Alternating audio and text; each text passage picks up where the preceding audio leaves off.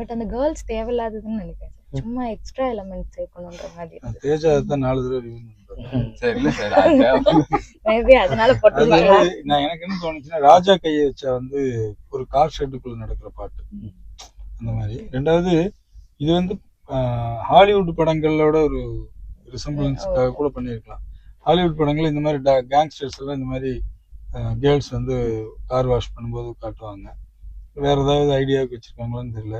ரெண்டாவது பூரா ஆம்பளை தடினுங்களா இருக்கானுங்க அப்படின்னு கூட நெல்சன் வந்துட்டு என்னையா அது நம்மளே இருக்கோம் இவன் பாப்பான் அப்படின்னு கூட முடிவு பண்ணி பண்ணியிருக்கலாம்.